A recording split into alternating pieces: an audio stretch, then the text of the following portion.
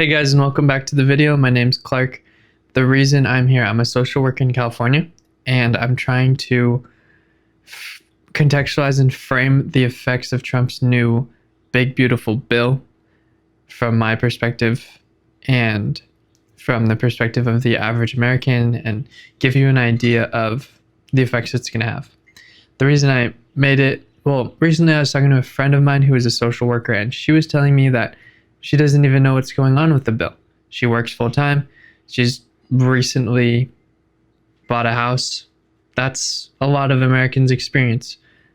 So many things are happening. So many of Project 2025 is going into effect, and we can't stay up to date with it. So here I'm going to try and give you a bit of a summary, try to hold Trump supporters accountable in some way, because for the most part, they're not really educated on exactly what's happening. And unless you are in the 1% and you are extremely rich, I want to show you, you idiot Trump supporters, this is what's happening to you. You voted against yourself.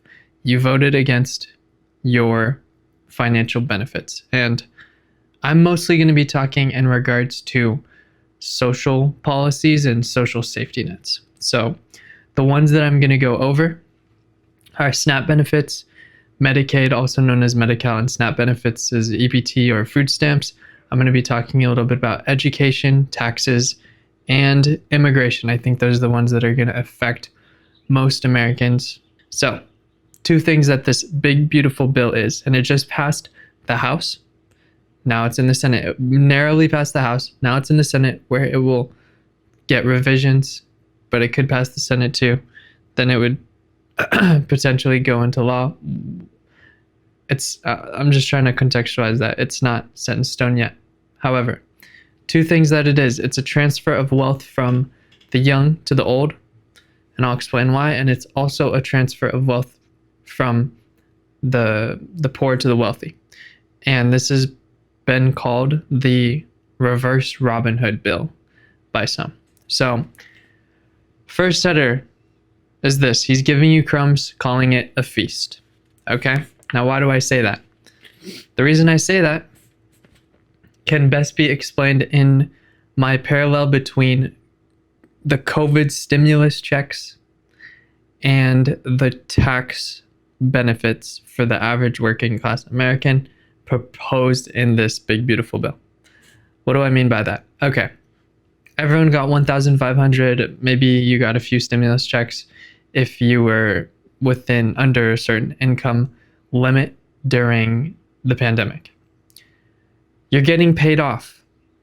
In some way, Trump is trying to appease you and get your good favor, paying you off in that way, right? However, the trick is printing all that money. The Federal Reserve printing all that money led to 7-8% inflation a year and a half later. So you pay for it in the end anyways.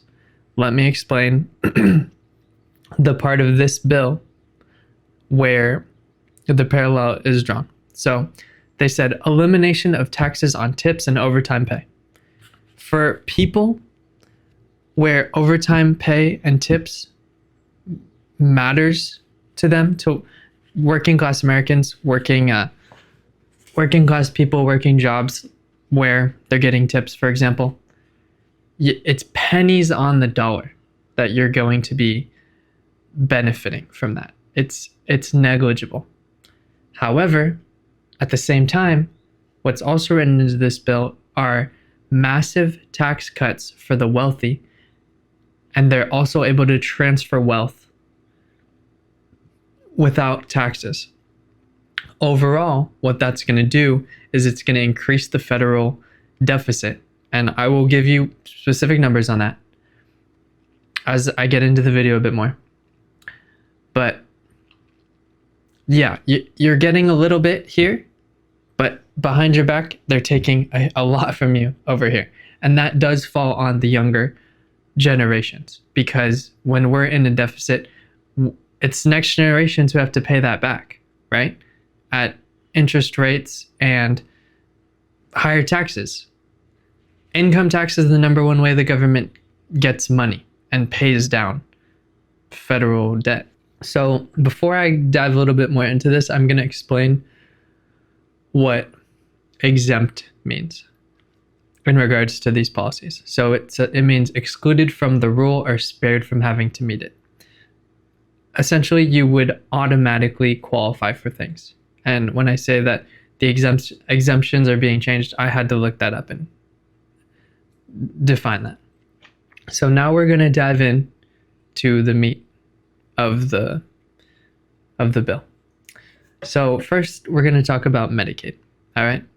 So a work requirement was introduced. Medicaid is a social safety net on health insurance. If you're under a certain income level, you're eligible to get this health insurance program, right?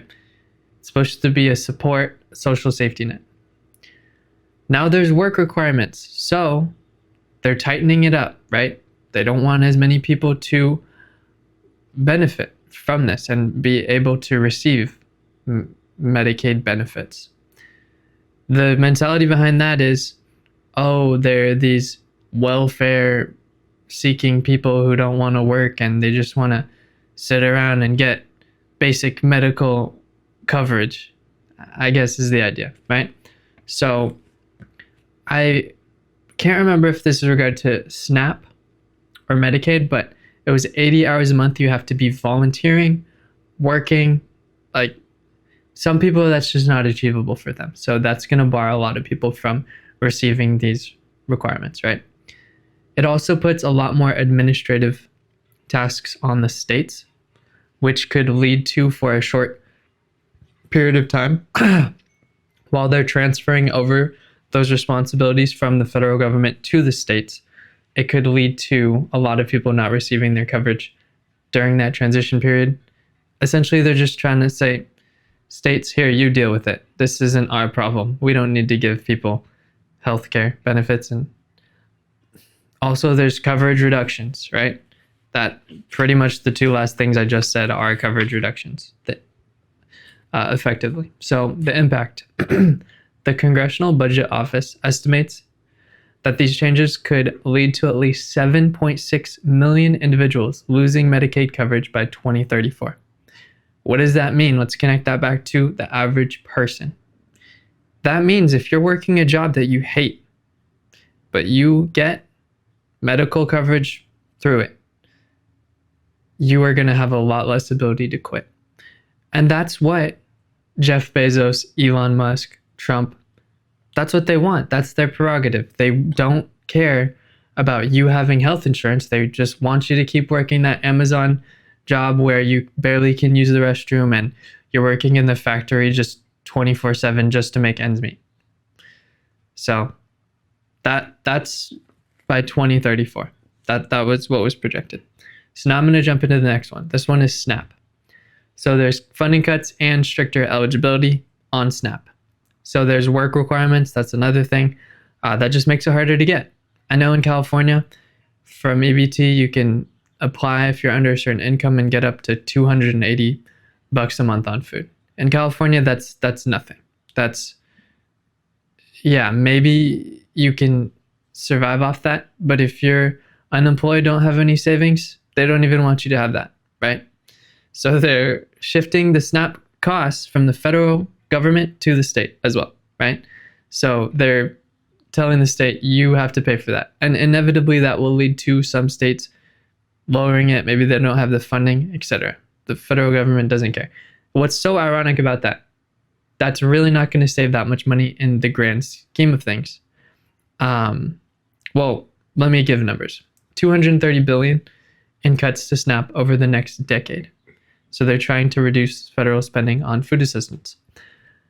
If you see the bill as a whole, and you see what it's doing in terms of immigration and where he's putting some of this funding into, like physical borders, to physical barriers on our borders, which is a completely unnecessary thing in the grand scheme of things, like literally just like he said, like making walls. But then you're going to say these people who are applying to get food stamps, like under $300 a month just to have basic nutritional needs met, we're going to slash that. So yeah, that's another thing. Billionaires are getting tax cuts, but poor people, food insecurity, here we come, right? That's what Trump is saying. There's also, they are increasing the age threshold from 54 to 64. So that's also going to make less people immediately eligible, exempt, right? And they're also reducing certain caregiver exemptions. So if you've got a sibling, family member that you take care of, you're a caregiver for them, you're not exempt anymore, right? What I don't even know what to say to that, really. So what's the overall impact on the SNAP changes, right? So 11 million individuals could see reductions or complete loss of benefits. So that's pretty much what the average American can expect to see. I mean, just the sentiment of it, right? Having the basic needs and these social supports, it doesn't really matter to them. All right, let's jump into education. Obviously, education is important because now more than ever, people have degrees. And now more than ever, it's important to have a degree. And at the same time, it's as expensive as it has ever been, right? So they're increasing eligibility requirements for Pell Grants. That means it's a lot more difficult for people to get those grants, right? Just making school more expensive, putting it on the individual. Pull yourself up by your bootstraps. We're not going to help you out. No government assistance, right? This isn't a socialist country. So yeah, and they're also eliminating federal direct subsidized loans for undergrads, right? So the loans will be more expensive. It's just harder to get an education. And they're also removing the Secretary of Education's authority to enforce gainful employment regulations. What does that mean? I looked into it, and because there's not that oversight by the Secretary of Education, there is more opportunities for students to be exploited, whether that be unpaid internships, work study. There's just no oversight now. So it's just between the individuals. It's like this hands-off government. Okay, so what's the impact? It's raising the cost of higher education, and it's removing protections against predatory programs. That's the gist of it. I think from what you heard on the Medicaid and the SNAP, you could probably somewhat predict that, right? So now I'm going to talk a bit on tax cuts and immigration, all right? So, I already briefly talked about they're not going to tax tips, pennies on the dollar, and they're not going to tax overtime. That's really hard for them to calculate. They made all the tax codes more confusing for the average American. That's another thing, right? And already, high-income earners and businesses are able to do so many more tax write-offs than your average individual who's doing taxes themselves, which most people, working class and lower middle class, do it themselves, whereas the highest income earners, who Trump is protecting and giving tax benefits to through this bill, they have someone finding every single loophole that they can, and it's already highly beneficial for them, right? So first thing, estate tax exemption increases. Now couples can pass $30 million tax-free to their heirs, right? The projected cost, $212 billion, right? I can't remember the exact number. I think that's more than SNAP was. So a huge way that the US government gets money as well and can potentially pay off the national debt is through taxing inheritance or sales tax, property tax, etc., right? So that's going to cost 200 plus billion projected. There's also a pass-through business deduction expansion. So that benefits wealthy families, increasing from 20 to 23%. projected cost $820 billion to the deficit. And then there's tax cut extension. So there's a permanent extension of the 2017 corporate and individual tax cuts. Just another way, all three of these ways that people with wealth can keep their wealth more, right? And these aren't people who need the wealth to survive. The things where people need the wealth, like don't have enough wealth to survive, i.e. SNAP, Medicaid, and also getting an education to make more than minimum wage and actually save some money. Fuck you guys, right? So the 2017 tax law slashed the corporate tax rate from 35 to 21%. So multinational companies like Amazon, Apple, Exxon, they're all getting these tax benefits, right? 21%? That's almost as much as the average person in California is paying. I mean, if you make more than 100K, you might be paying more than 20%. That's crazy that big companies like Apple and Amazon are only paying, I mean, even 35% seemed not too bad. So what this did last time, that when it was introduced his previous presidency, it led to corporate tax payments falling 40% in 2018. Okay. Also, many Fortune 500 companies paid zero in federal taxes during that year, despite massive profits, right? So, yeah, that's all I can really say on that. Let's shift a little bit to immigration, right? 70 billion being put into border security, 4.6 billion of which was for physical barriers. Sorry, I said the wrong number. 46.5 billion of that 70 billion for physical barriers. I can't even understand that. That is such a waste of resources for them to be trying to use physical barriers.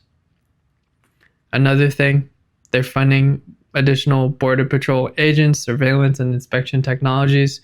I mean, that's completely within the script of what I'd expect Trump to do. Also, increasing the capacity to deport up to 1 million individuals annually. Yeah, it's mind-blowing, mind-boggling. I don't have much to say to that except the fact that it makes no sense.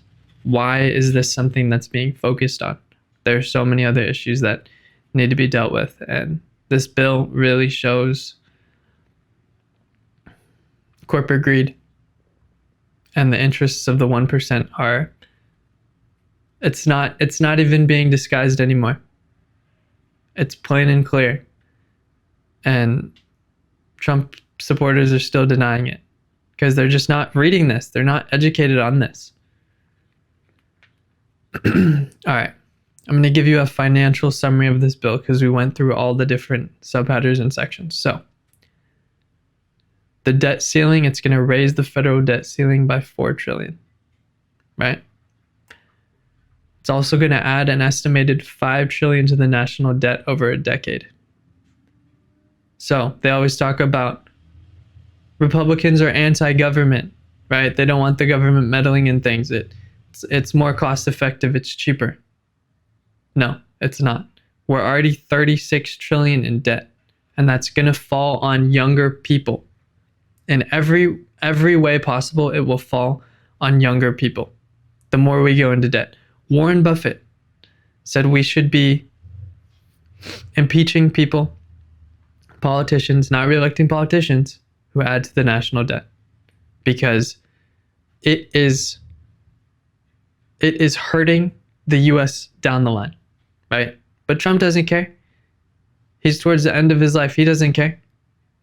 He's doing insider trading with manipulating the stock market so that his people can short the market, time the market. It's insane. So, the last thing I have to say is hopefully someone who voted for Trump can hear this and people can wake up a bit to what exactly, because it's clear, it's plain and simple what he's trying to do. Okay? He's trying to financially cripple the masses so the working class never stops working. Okay? He doesn't want you to retire. He doesn't care about that. He doesn't care about you saving. They do not care. If this bill passes, that will be more of a reality than ever. You won't be able to quit your job because then you won't have any social support networks or any safety nets. The safety nets will be gone. You will have to work in your job. You will have no way out because then you won't have health insurance. With how expensive private health insurance already is in the US, being that it's all privatized, people are going to be struggling. Already people are struggling. With the SNAP benefits, food insecurity is going to skyrocket. People are already struggling. People don't have savings. It's like, I can't believe a third of you voted for this idiot. So I guess the last thing that I will leave you with is maybe contact your senators. Thank you for being here.